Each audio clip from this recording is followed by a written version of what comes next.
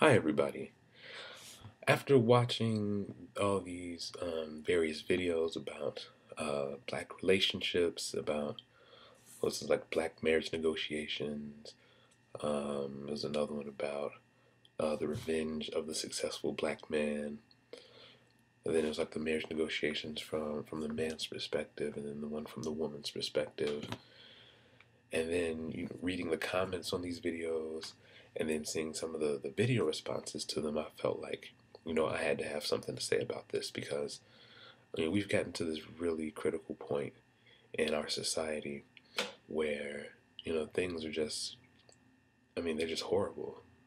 They're at this horrible place where we have all this distrust between black men and black women, and we've been for years trying to dissect this problem and figure out like what's going on. Like there's been all kind of finger pointing and people, oh, the men are blaming the women and the women are blaming the men, and then nobody wants to look internally, and not only internally but look at externally, like what are the factors that have like created this situation, because when you figure out what created this situation, that's when you can start trying to remedy it. But even at that stage, like we've looked at the historical part of like the problem, looking at going all the way back to slavery, how this problem was founded, with the systematic breakdown of the black family, to the point where the men and women were, as slaves. Yes, they were both treated cruelly and harshly, but they intentionally broke up the families. They intentionally ripped parents away from their children and ripped husbands away from the wives, and then intentionally just broke down the spirit of the black men, so that they would have no will, no desire to fight back, no desire to to see themselves as worthwhile for anything other than what the master told them to do. And then with that, they gave they just switched the whole order of the family structure, and that's when at that time you see more, you see the black women starting to have to take control, because the black man was entirely stripped of his power. And when you look at something like that, that was a systematic thing that was done over centuries. And then you look at centuries later, like that type of problem doesn't just go away. Like when freedom comes, it's like, oh, we have freedom now, so now everything is going to be as it should be. Well, not necessarily. Not when you spend hundreds of years in a captivated slave-like mindset. And the problem with that is this problem is not just any regular problem. This is one of those problems that's like, it's like a virus. It gets passed on from generation to generation, and each time it gets passed on from one person to the next, from one generation to the next, it always changes form.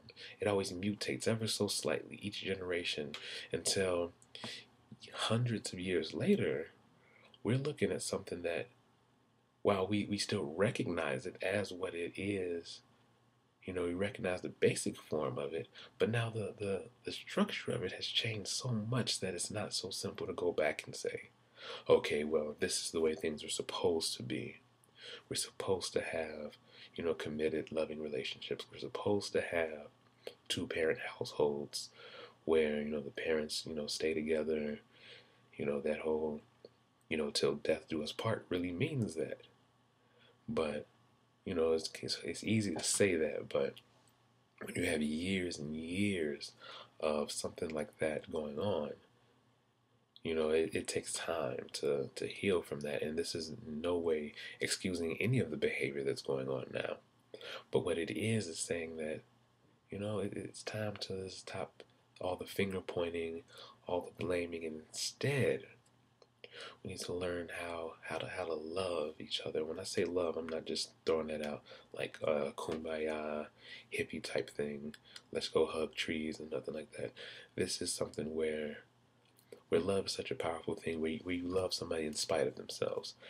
Well, this video is getting kind of long, so I'll just wrap it up by saying, to those black men and women who are holding it down, who are doing their thing, who are, taking care of their kids, taking care of their families, who are, working on, bettering themselves, keep it up.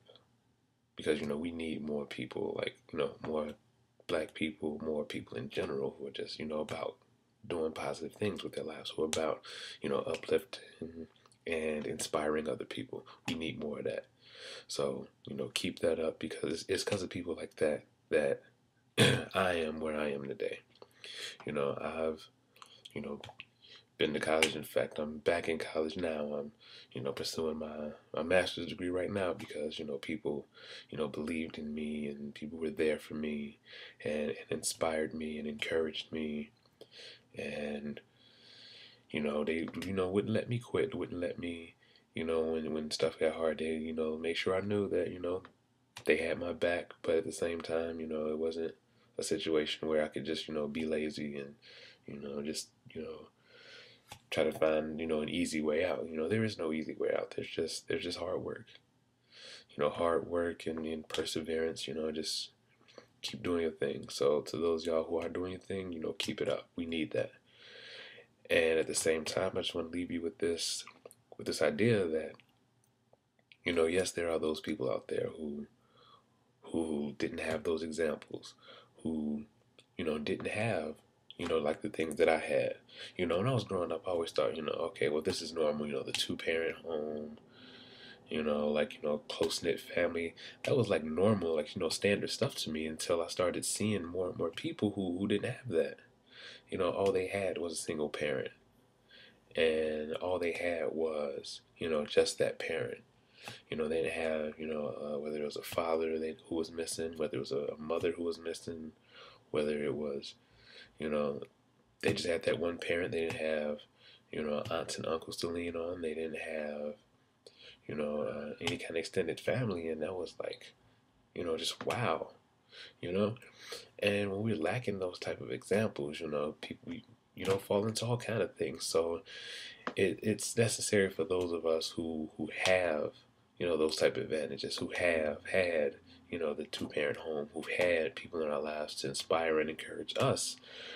Now we have to be, the new wave. We have to be the new wave who affects those people who don't have that.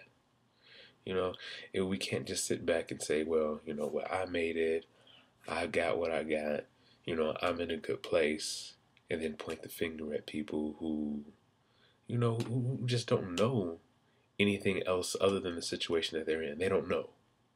So it's necessary that we go out and that we, try to affect their lives in a positive way, that we try to be good examples. So just want to leave y'all with that.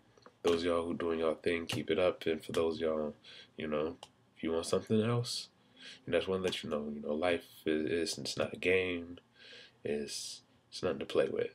So, nothing but love for everybody out there.